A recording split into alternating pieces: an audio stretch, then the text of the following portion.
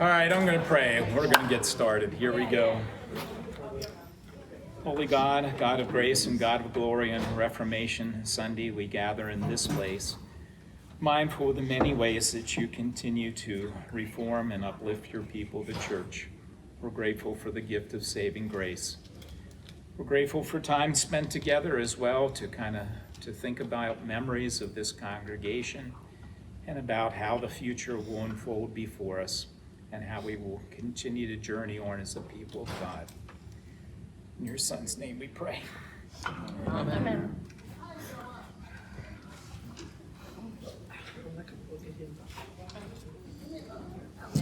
All right.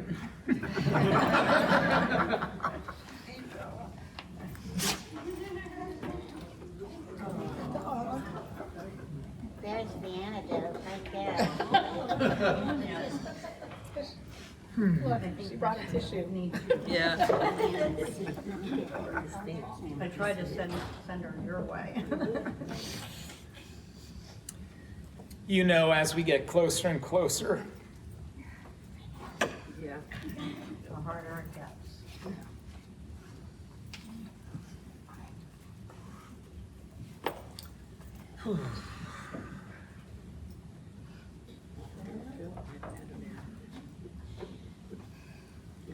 next week when I commune you, I'm just going to have a sign around my neck. Body of Christ. It's probably the best I'll be able to do. All right, Richard, just compose yourself. So you know by my email yesterday that I will be headed down the river to Zion, Marietta. Have you been down 441? Yep. And you've been down through this little river town. So Kathy and I and the kids have traveled that path 1,000 times because my dad, when he retired at the age of 64. He was asked by the bishop to help a small church close. Ascension Lutheran Church. Ascension? No, that's not right. St. Stephen's Lutheran Church in Lancaster. And then that task accomplished, and he knew going into that, and they knew when he went into that that was the end goal. You know?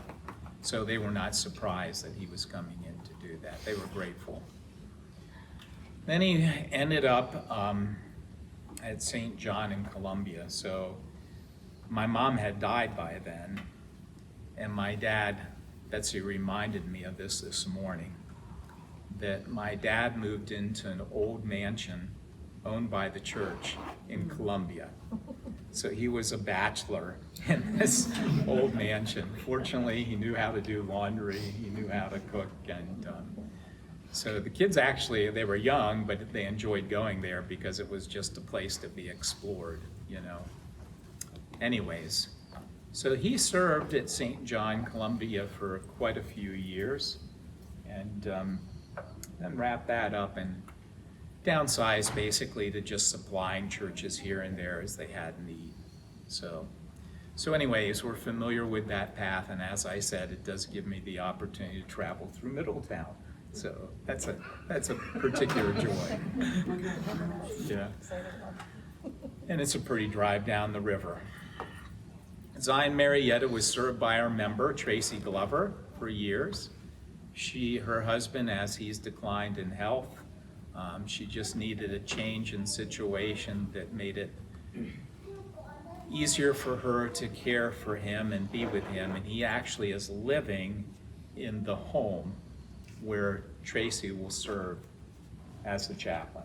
I think it's called the Phoebe Home. Holly did her CP experience there.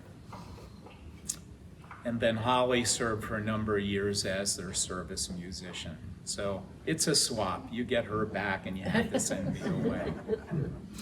Small member congregation, less than 150 members. The treasurer told me at my meeting with their council that on a good Sunday, a really good Sunday, they will have as high as 32 in church. But on a typical Sunday, about 20. So this is about to be my ministry for a time. I'm sure you understand that that's quite a contrast to here. Even post-COVID, it's still quite a contrast to Tree of Life. Old congregation, 2 children in the whole congregation. I said to Jay even 5 years ago, that would have been enough for me to say I can't come, because I love having children in church. But I think I am at the age where organizing a Sunday school for children just doesn't seem like a whole lot of fun anymore. And that will be one of the changes I'll talk about. So I'll start December 1st, and we'll just see how it goes. There's all kinds of ways to define clergy in this kind of transition.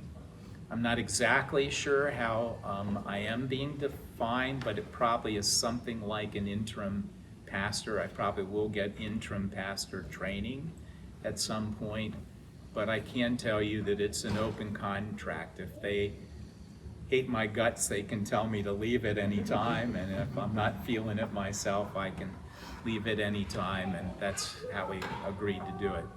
The bishop asked me to sign a 3-year interim contract. That did not seem to be the right thing for me at this point in life. So, do you have any questions about the congregation? Anything you want to ask me? Well, we will be joining St. James. Yeah, Kathy's very concerned about this, and I'm going to talk about the rules, but yeah, I mean, we have to join a church somewhere. We should join a church somewhere, and it just makes sense at this point in life for us to join Andrew's church, so we'll be members of St. James. And, you know, I think this is a little bit of this path too, that we understand that we've reached a point where we do have a pastor's son, and we want to be as engaged with him and enjoy his time in ministry and support him. And, you know, I was here at about 5:45 this morning, loading up the sauerkraut into the roasters, and I doubt if I will do that at Zion Marietta. I would do that if they asked me to do that. But it has occurred to me that when we end up at St. James, that would be something I would offer to do for Andrew. Why? Because I enjoy eating it, but 2, I just enjoy the whole fellowship that happens over a sauerkraut meal. Questions about the congregation? They have 4 people in the choir. If the choir director sings, they'll have 5. Yeah. Yeah. How about if the pastor sings? Yeah, then they'd have a quarter decimal or something. So, yeah, I don't think I will sing in the choir. I have thought about that. But the issue is that it's a 70-mile round trip. So gas is just under $4 a gallon, you know. And I'll just say, one of the critical pieces of a small congregation is they pay for your fuel. And I think the idea of repeated trips back and forth is a little bit intimidating for them, and rightfully so. So I suspect the schedule will be something like Tuesdays and Thursdays. I'll be in the office there. I'll do as many. They do have a dozen or more homebound members. I'll do my home communions. I'm sure they must have occasional hospital visits. I've already asked the council president about doing an every family visit. It's a small congregation. You can't do that here. But, you know, in a congregation where there's only 30 or 40 families, I could probably pull that off pretty easily in a year's time if everybody cooperates, right? So they asked me if I would be willing to knock on doors. They are in a high growth area of Lancaster County. If you've ever been down there around that Maytown, Marietta area, there are new houses everywhere. And I said, sure, why not? But I think it would be different doing that today than it was in the summer of 1987. People are much more suspicious these days. So if I do that, I will wear my collar so that I am completely recognizable when I show up at a door. What do you got, Leslie? Are there many shut-ins at this new church? Yeah, I think there's probably at least a dozen. But, you know, small member church, and every time I ask about membership, the response from the council president is, we'll have to put that together for you. So, you know, I think, is Jay here or is anywhere? It was over the door for Okay. a while. I think council and Jay are working on getting like a visitation pastor just on an interim basis to help with that here. If you ask me who our homebound people are, I'd give you a piece of paper and you'd have them all there in living color. So it's surprising that, you know, when you go to a small member congregation, there may not be the office leadership, there may not be the lay leadership that provides things that we would assume. So, Bob, you?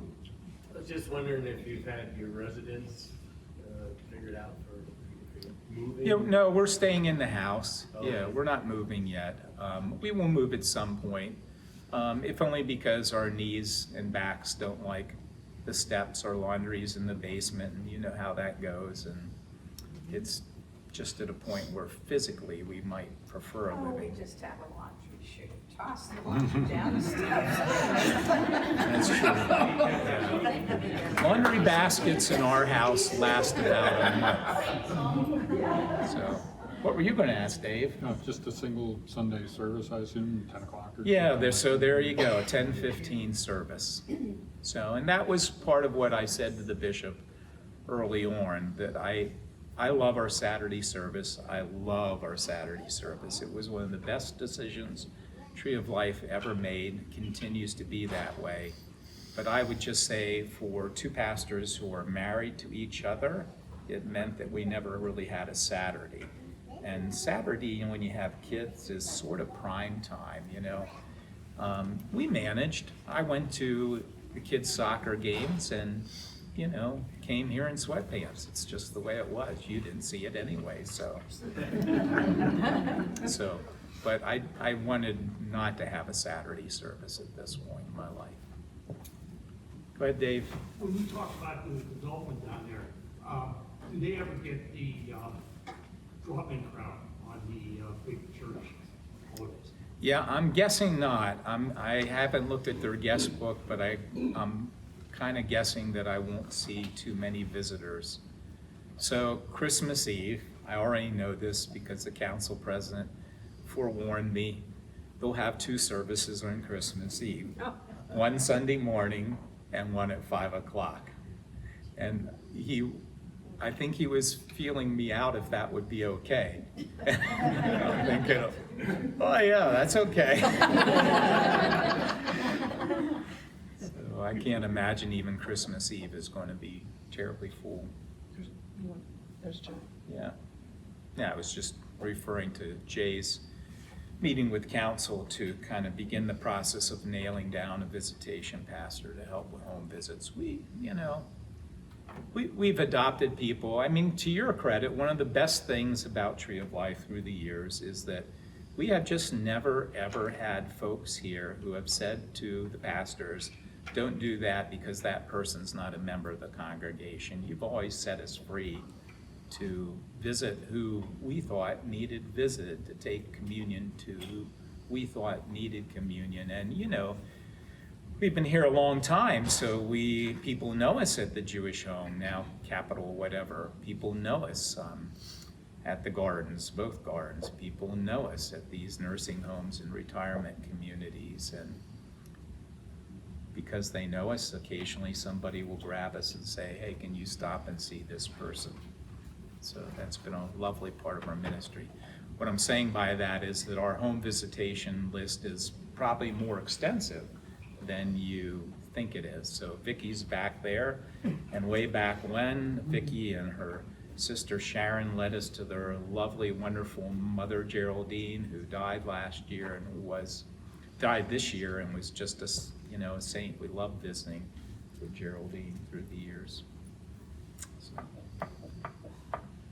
Go ahead, Marie. I'm hoping that you find Marietta very open which I felt it was, as compared to Columbia. Columbia has kind of a Closed mentality. yeah, right. Yeah. Marietta accepted an art school, et cetera, there, when I think that, you know, Columbia would have said, oh no, we don't want art students, you know. So, I think that Marietta will be genuinely open. Marietta as a community is very eclectic, a lot of arts Right. in Marietta. Rivertown with beautiful old homes. There is a thriving young population. It's a Rivertown where people are engaged by the river. So just a kind of exclamation mark on what Marie said. The bishop mentioned Maytown, which is also vacant right now. And he said, Pastor Geib, Zion Marietta is the place for you. I won't put you in Maytown, even though John Kirshner came from there. But because it feels a little bit more traditional and closed. Yeah. Yeah. The capacity? I bet you could probably stuff 250 in there. If you ever drive down there, it'll become obvious. It is the ski slope church. It looks like a ski slope. My mother-in-law hated it because she said it reminded her of a Pizza Hut.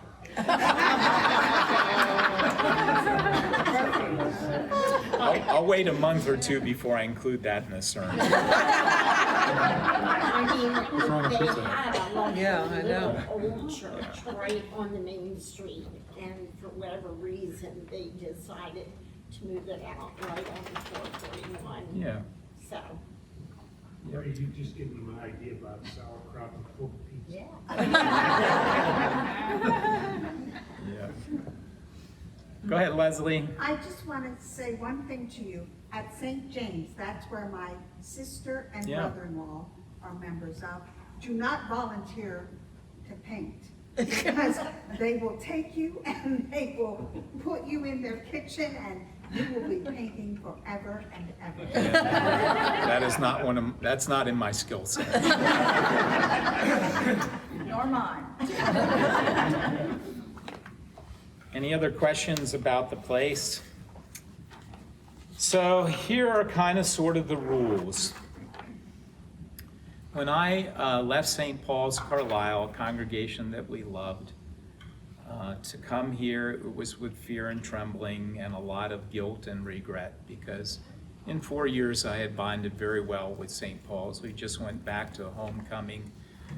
Most of the people that were there when we were there over 30 years ago, almost 40 years ago when we started, you know, they've died, they're no longer there. But we did see a handful of folks who were still there when Kathy and I arrived in the Wild Wild West. Carlisle was the Wild Wild West. I told Kathy when I agreed, when I was called, get ready, because there is nothing out there in Carlisle. Not sure we'll even get groceries.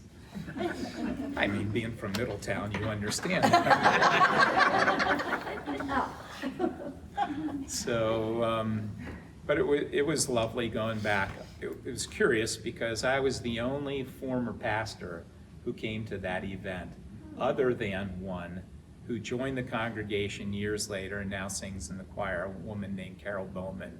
Some of you might know her, big Milwaukee person, but she's a member there now. Beyond that, I was the only one. So that was surprising, but we saw a lady sitting in the front pew, 103 years old, named Esther Goodyear. And Esther, when I was there, was on the social ministry committee that met at 7 o'clock on Monday evenings and adjourned sometime between 10:30 and 11. Because mostly all older women came to the meeting, and they might as well broke out the cards, the deck of cards, you know, social. But she looked at him and said, sharpest attack, well, I thought that was you. You're looking a little older now than you were.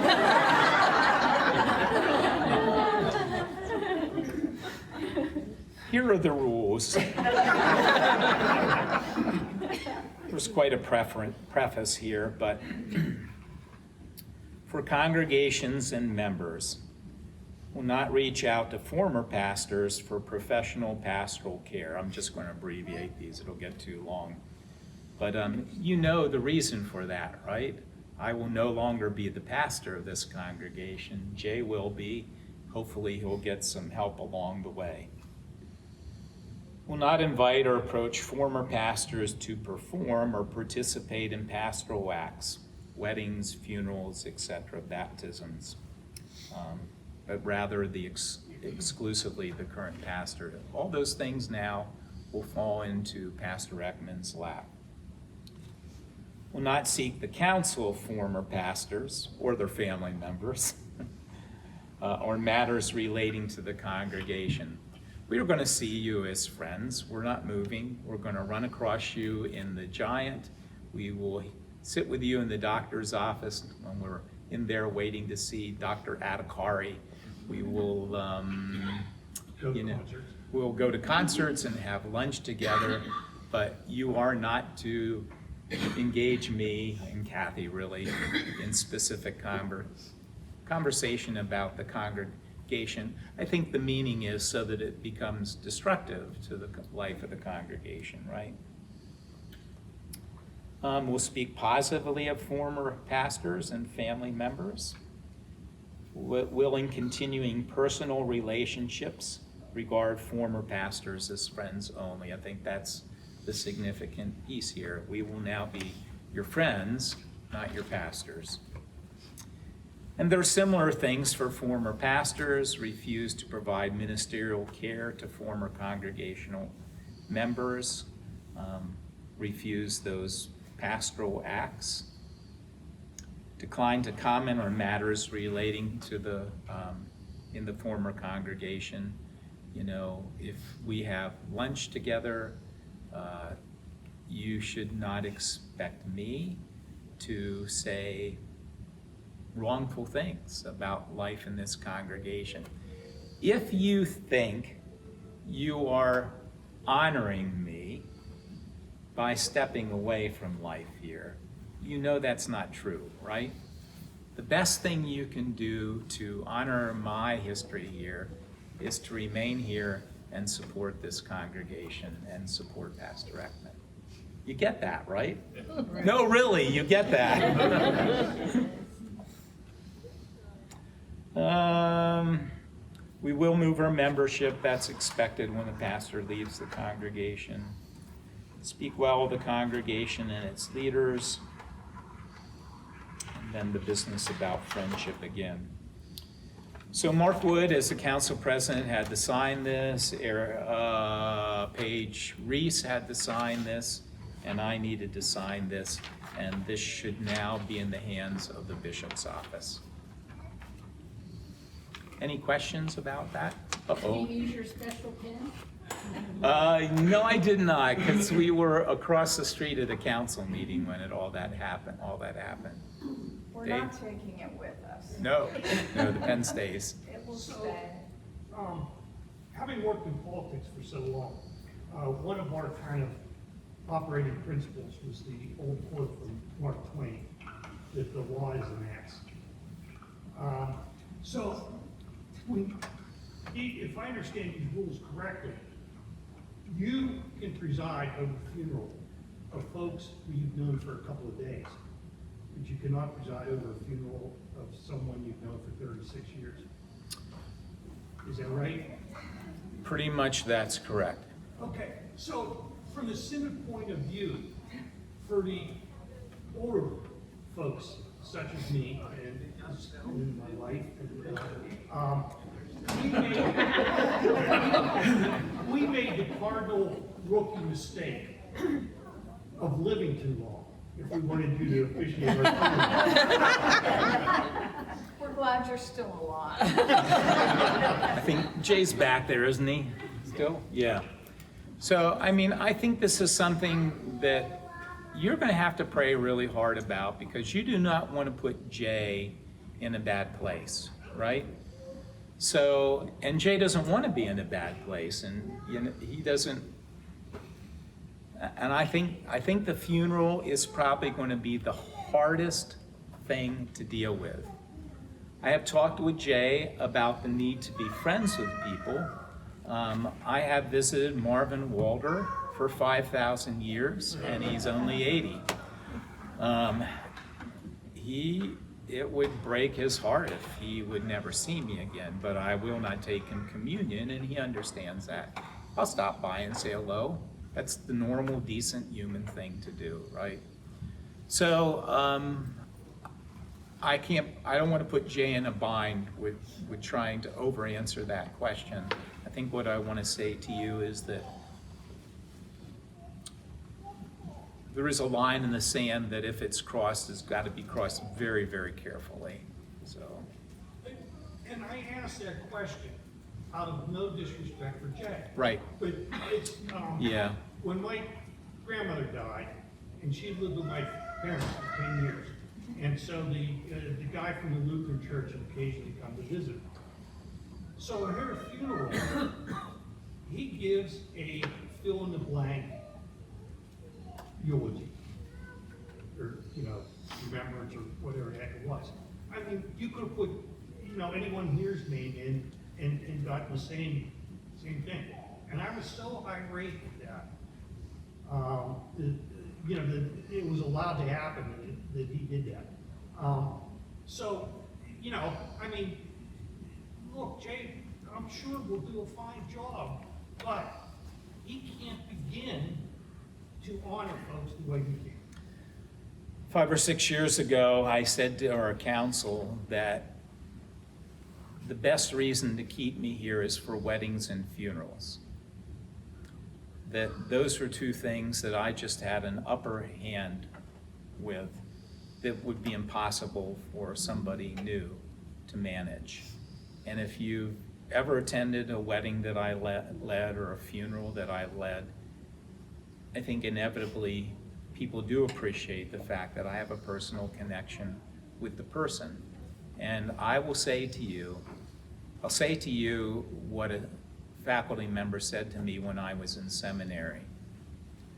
When I did my internship year, there were a lot of things that I wasn't really good at. But there were a few things that I was really good at. One thing was visiting people. I was so anxious to get out of the office and into somebody's home. It was my favorite part of the day. And next week, if I can compose myself, I will share with you a letter from my best friend on my internship year. It was an 80-plus-year-old man, an immigrant from the war in Lebanon who escaped with his family and settled in Connecticut. And for a year in my life, that man was absolutely my best friend. And on my last day at Tabor, Branford, he handed my mother, who was there, a letter. That letter has been between my stapler and my paper clips on every church desk I've had ever since. So good luck when I try and share it with you next week. But yeah, so here's what I would also say about Leslie's church, which is pastored by our son Andrew. Or not Leslie's church, Leslie's family's church, St. James in Gettysburg. Sorry, Leslie, you're a member here. But Andrew is the pastor there. And Andrew, the bishop, put Andrew there intentionally because Andrew had a spectacular internship year. And that congregation has historically been a troubled congregation. Why is that? Because their two beloved pastors for years and years never left the congregation. One dealt with that pretty well. One did not deal with it very well, and they were constantly, particularly the one, doing things behind the backs of the current pastor. I will not do that with Jay. I would rather have him get angry at me and say no than to have this mystery, right? So this went on for years and years and years. And Andrew, senior pastor with him when he started at St. James, I think was particularly ruffled by the unhelpful presence of that surviving pastor. The one who was easier to get along with died. He was one of Kathy's best friends, Kathy's dad's best friends. Gave her dad his last communion before he died. Andrew's living in And his house. Andrew now lives in Pastor Ed Kaiser. Kaiser's house. Pastor Kaiser loved Andrew. The other pastor, Andrew wasn't sure. Andrew is now the senior pastor, and I will pat my son in the back. He has handled the presence of this former pastor better than anybody who preceded him. Pastor Foltz will be preaching for All Saints. So there you go. This old pastor man, still there, retired for years and years, is preaching on All Saints. He's doing a dialogue sermon with Andy Kaiser. He the gave a son. eulogy at his best friend's funeral, Ed Kaiser's friend. So you could get all bent out of shape about that, right? Or you could just say, we are the people of God and we're the church and this is helpful and good and right. But I think it always has to be above board. So no sneaky stuff. No. Would you be like prohibited from attending anybody's funeral? I don't think so. I That's- think we didn't would think so probably, I either. think Right. that would be a conversation I would want to have with Jay. Like, it's occurred to me that I have a 5 o'clock service on Christmas Eve. I may want to sit in the back to hear Seasons sing on Christmas Eve. But even still, getting from 10:15 down here for noon would probably be a little rough. But Does that mean that Jay could tap you though if someone would pass like a long? you're really pushing me on this. My So- only question, I mean, and it would be as much for Jay as it would for anyone. I mean, if he would just be looking for references or something that's. Oh, like- Oh, if he has questions, I'll be available to answer questions. That's what I meant. So Oh. like he would say, Sure. I'm not talking about. Jay wants to about you answer. Go resigning, ahead. right? Let him answer. I'm not talking about you like resigning. Go ahead, Jay. But just like what was asked about earlier here about longtime members and so forth. I mean, he could, instead of having a cut and paste, if he would choose, he could still talk to you about. Give me the lowdown. Oh, the history, sure. Yep. Go ahead, Jay.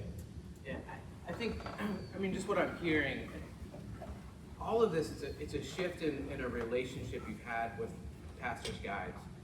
And there is gonna be grief with that, and I'm feeling some of that. And that's gonna take time for us to process together.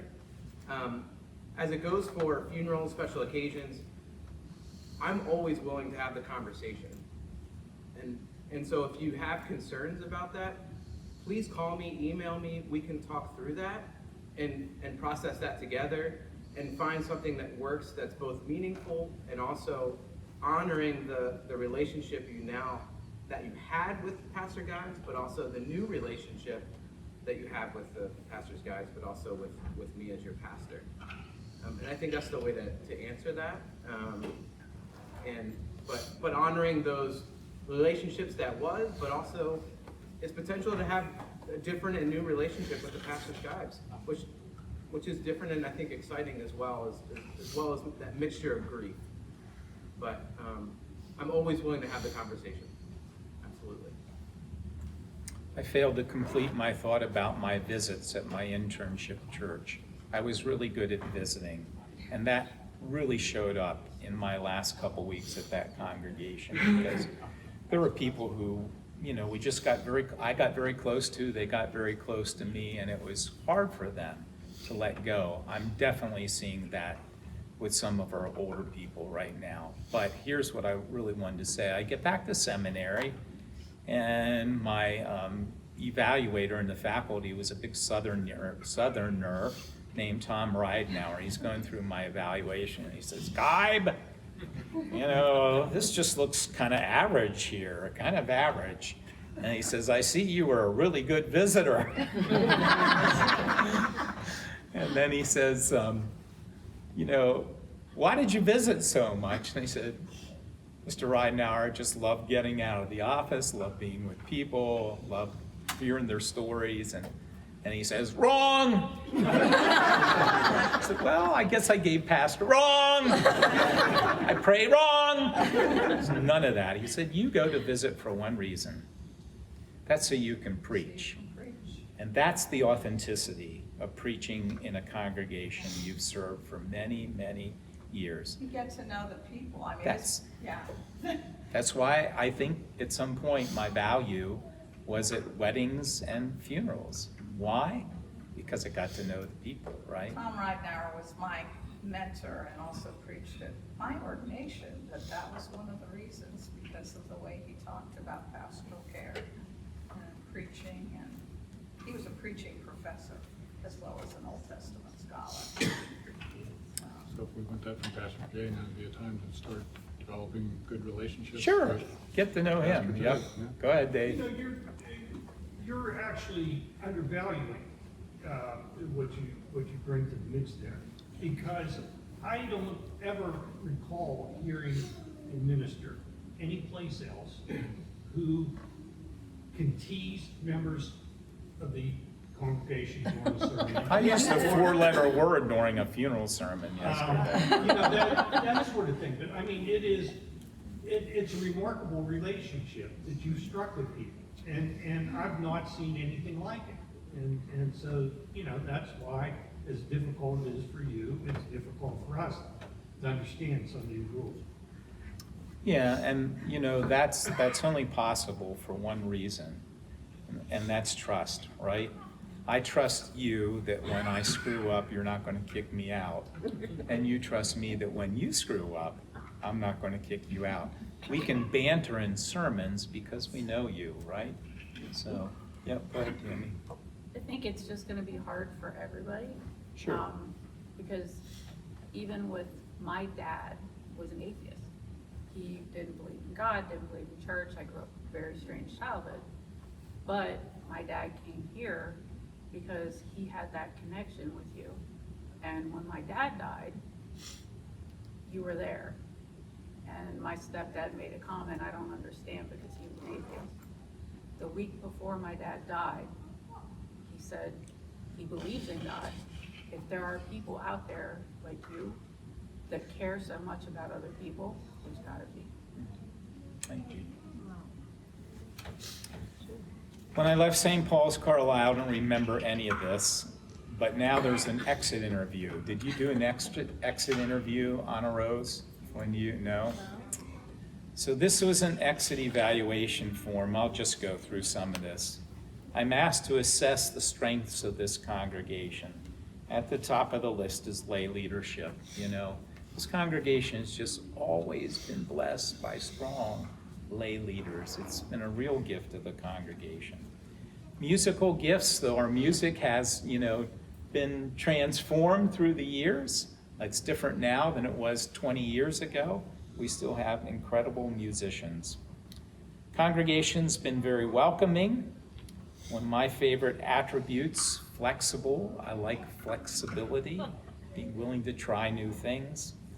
The number of friendships that have been formed here, the fellowship events that help with that. Had a good solid volunteer base, people willing to serve, and a sense of outreach and service to the community. I think those all have been strong attributes of the congregation. So then, weaknesses of the congregation, and I'm going to mention two.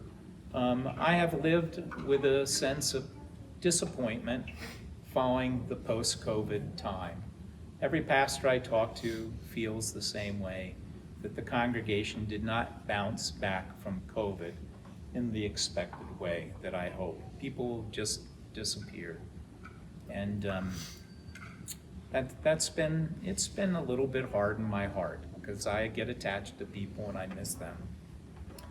And then I think something you're going to have to work with in these coming years is just the whole stewardship, financial support of your congregation.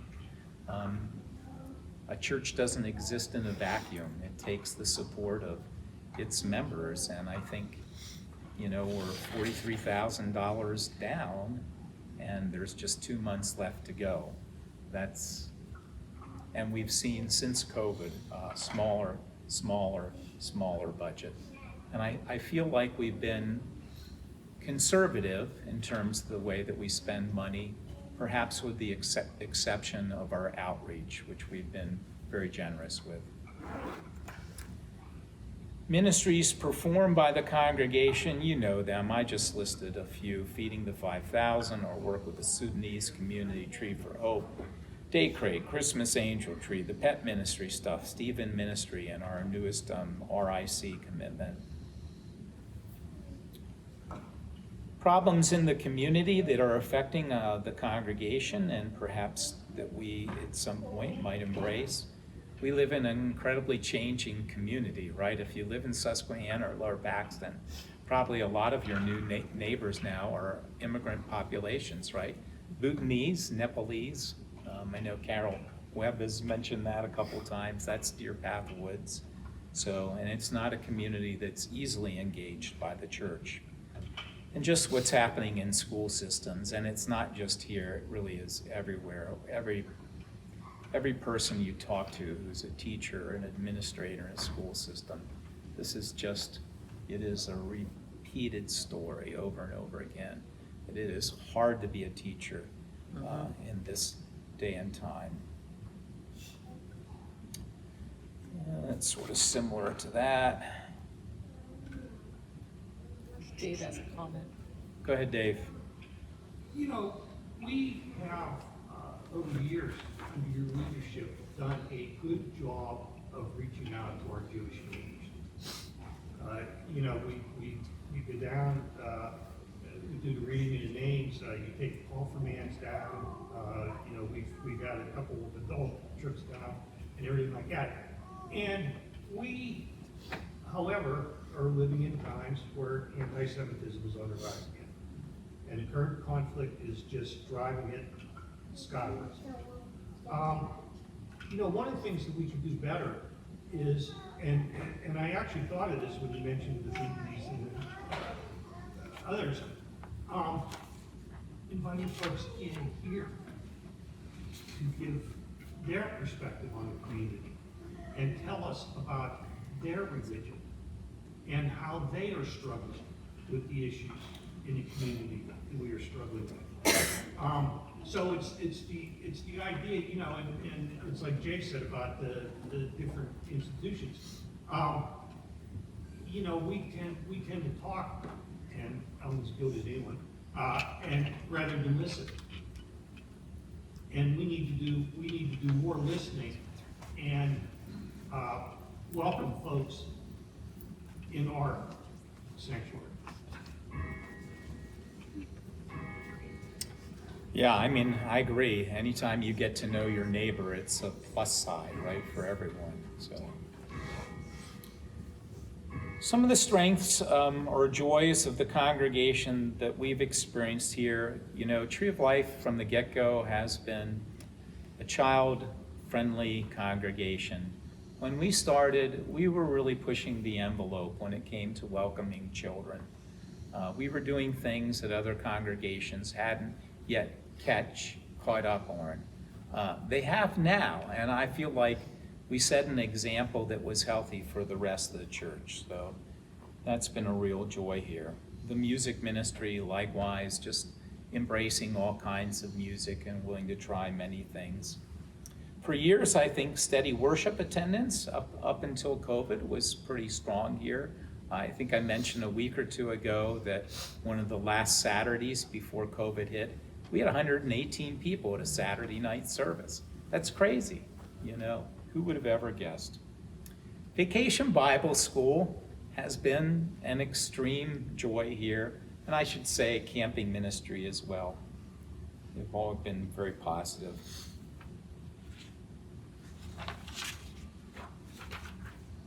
Some of these are more for me than so much for you.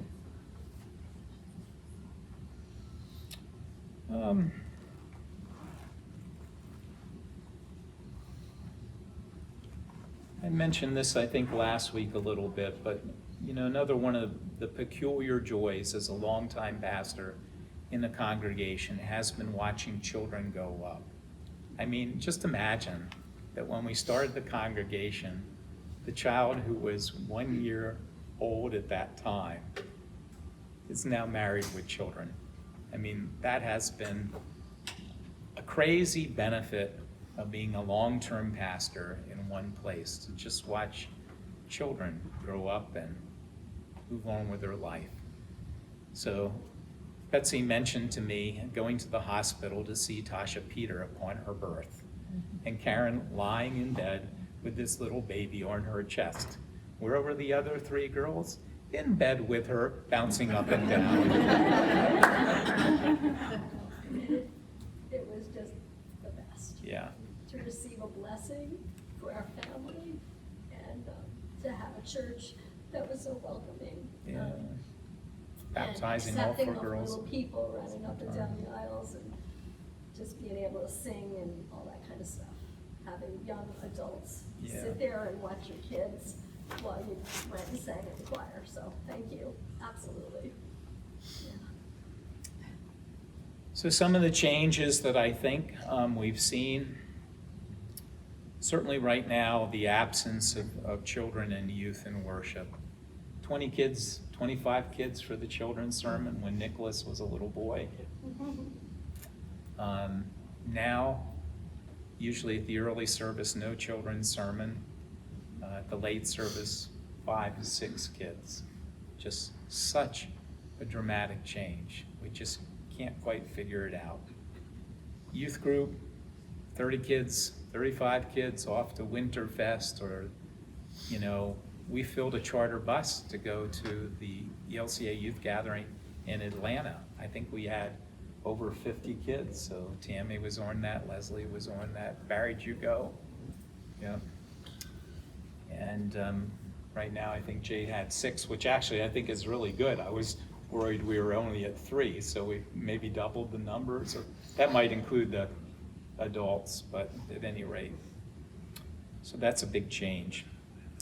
Social media, you know, there are good things about that and there are bad things. And I will tell you that if I wasn't already on blood pressure medication, I would have gone on it during the 2016 election.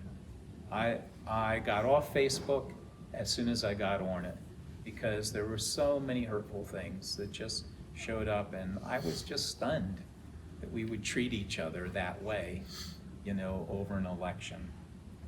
But that was rough. That was very rough here. So this is not so much for you. This is for the outside world that is scrutinizing some engagement with the church. It used to be that Jay and I would still say this. We would still say this. The church is relational. We would still say this. But I have to convince myself of it now. We want it to be relational. And I bet if you looked around this room, you could at least name 10 people sitting here, couldn't you? At least 10, maybe not Nicholas, because he's only 12. But you could probably name at least 10 people. Do you think anybody could name 20? Think you could? 25? All right. So Pastor Development School, I was taught that as long as you have 7 friends in church, you're hooked. All you need is 7 friends, and that is enough. So you have now doubled, tripled, quadrupled the bare minimum. Now here's the 2x4 shampoo. I don't think that's the way those who come to church for the first time are anymore. Now, I would say the church has become, for many people, transactional. Here's what I mean. You come here for a reason. Reason might be a wedding, baptism. And I don't mean to be mean about this, but there's not necessarily for many people, maybe just some people, a desire for further engagement. Church has become transactional. That goes hand in hand with something you mentioned earlier, and that is the lack of youth comparable to the earlier years. Because when Ann and I joined Trinity across the river. It is a large, what I call a corporate church, because a lot of the members were members of the professional community, and they weren't really there to worship. They were there to be seen. And it was, there was a lot of peer group, and all their little things, even their Bible study and everything like that, always seemed to have like a professional aspect to it. This has always been a family church. And so when we see parts of the family no longer participating as they once did, it ends up coming across as more transactional. Well, and one of the rites of the church that we do every year is probably the best example of that is the rite of confirmation. When you confirm a young adult, they have graduated, right? Except for Cameron back there. He's not a church graduate. Cameron was the last young adult confirmed at Rockville Methodist before it closed down, right? Did I get it right? Yeah. Yep. But confirmation has become sort of a death sentence in terms of church participation. Well, even growing up, all of us who are my age group, when you were a churchgoer, you were there every Sunday. Yeah. If you would talk to That was the people next on my list. Okay, sorry. That's all right. Take it away, Sue. So if you are, even my own children, if you're there once a month, you're a churchgoer. Yeah. It's a whole different mentality. And quite honestly, I said this from the time I got here, I am very impressed with your ability to remember everyone's names. Yes. No minister is ever going to be able to come here who can do that like you do. But it made Tree of Life have a family, and the birthdays. There's like a little small church quality to some of those things for a bigger church. Right. Years ago, I was asked to come to a group of clergy, pastors of large churches, and my answer was no, because Tree of Life is not a large church. Tree of Life is a small church, and that's how I wanted us to perceive ourselves, because I am a relational guy and want us to perceive this is a community of relationships where we didn't become distant. That was one of the great fears, by the way, when we started the Saturday service, which was started before a second Sunday service. The fear that we would lose touch with each other because we're splitting the congregation. So when you do those kinds of things, then you need to find other ways to Like support Faith the with Friends. relationships. Yeah. Faith with Friends is where I met a lot of people who go Small to. groups, fellowship meals, yeah. Like Sue said, when I grew up, if you wanted to play sick on Sunday morning, couldn't go to church, forget the rest of the day. You stayed in your house in your bed. That was it. There was no other. And nowadays, kids in sports, Yeah, there is lots of competition. There's the competition no doubt is, about it. And we have, Kathy and I think Jay feels the same way. We've never wanted you to deprive your children of some of the other experiences that are important to their life, but we've asked you to do your best and we'll work with you. But you're right, Sunday is no longer sacred time for the world. And the only other thing I had listed was really the whole COVID thing. I will probably never fully understand what a year of pandemic meant for the church. So Well, it meant that you could watch, we became a church that you could watch online, which we weren't before. that's true. Yeah, we Yeah. can. Yeah, and I mean, there are that was a- people who continue to do that. So It changed education, it changed work, I mean, Everything. So why should the Yeah. church be any different? I mean, Yeah. everything. Every institution has been changed by that. Yeah. I don't think it's all necessarily negative. I mean, broadcasting the church on YouTube. Yeah. Oh, I mean, agree. My mother watches you. Yeah. Yes. No, I agree. Yeah. Yeah, we know that Kevin Adler's mom up in New York, Corning, New York, is a faithful every week viewer, and grateful for it. Right. I've caught since I went to my cousin's funeral in Rochester, I've occasionally watched their service Yeah. online. During the COVID years, our Still organist Joe on Bayshore vacation. got all kinds of pick it up. girlfriends from Denmark and Germany. Everybody thought he was so handsome, Every Nobody ever said that about the pastor. The parking lot services during COVID, I thought went over well. Yeah, if you were to ask me to evaluate our COVID response, I would say A+. We gave the Exactly. congregation as many possible ways to be engaged. We worshiped out back, we worshiped out in the deck, we worshiped in the parking lot.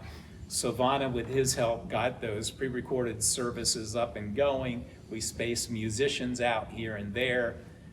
So I'm not sure. We started the daily emails. I'm not sure that we could have done much else than what we did. I mean, you can remember Christmas Eve and the pouring down rain, 4 parking lot services in torrential, cold rain. So I think we worked really hard to make that happen. Yeah. Go ahead, Randy. As sad as I'm going to be to see you leave. No, you're not. Yeah, I am. Yeah, I am. Even though you never twirled and danced with me. I'm just concerned about your body. I'm so excited about that, but I kept going. I've heard 3 things that excite me about the future of us as a congregation. Number 1 is that Dave started it and you affirmed it. What we and Jay need to do is find a way for him to visit. Not get somebody else to do that, but visit, to build those relationships so that maybe he can name some of the kids by their name. Maybe he can know when their birthday is. Maybe he can build a relationship with a younger person who will, like Dave, outlive his tenure. Number 2 is that you and all of us have said repeatedly in this, that this church is different in a not good way in terms of smallness and brokenness and all that stuff. And none of that has to do with Jay. And none of that has to do with you leaving. And I hope we can kind of look at each other and say, oh, crap, we're in this together. Which brings me to the 3rd point. If we could do it once, with relationship and innovation and hope and no walls, can we even imagine how exciting the future would be for us who have that kind of history with your leadership now passed on to another person with probably a whole different style, but with a value and ethos about this place that just screams, we're going to grow and blossom and be different in a way that continues to be meaningful and helpful to people of all ranks. I'm excited. Yeah, you certainly wouldn't want to risk the loss of a legacy, but you would also want to experience the joy of creating yet more to add to the list. Yeah. All right, Dave? I want to impress something on you and Kat, and that is, I had occasion to go back and watch the recordings we did with Kathy's dad. And it is remarkable what a living testimony it is to a life of faith well lived. And I know you always poo-poo it when I mention the thing to you, and your dad did as well. But you and Kathy really owe it to us to put on tape the kinds of things you've done in the last 4 weeks. No. We're gonna, remember this, I must ask Ken 125 questions. So I'm telling you, I know you're reluctant to do it, but it is a gift to generations to come. Yeah. Hey, we also want you to know that we're happy that you should be able to have a little more relaxing. Thanks, I appreciate that. More family time. Thank you. So, yes, there's Caden back there. And, PG, if you wanted to continue to work, couldn't you have got a job like at Home Depot? At the super. yeah, I mean, Mark Wood made the comment at council, maybe I shared this with you already, a couple of council meetings ago. He said, I think we'd feel better, PG, if we knew you were retiring. rather than going to another congregation. Yeah. It feels like you're trading us in. We're not trading you in. There will be nothing like Tree of Life.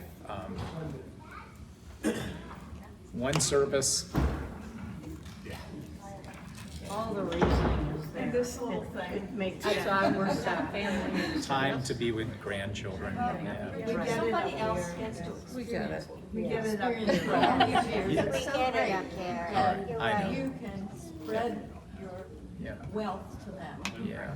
I think we're all just jealous. We just wish that you would come here for one service and then we all go at that service. So I'm taking the moment to warn you that next week will be hard for me. You understand that, so I'm going to do my best to. I wanted to say goodbye in a healthy and holy way. I think I've been fairly good at that along the way. I've done these classes. I keep up with the emails. I'm making all my visits and trying to do my best with those, but next week will be the moment. It might be tough. For all of us. For everyone. Yeah. Let's do church. Let's do church.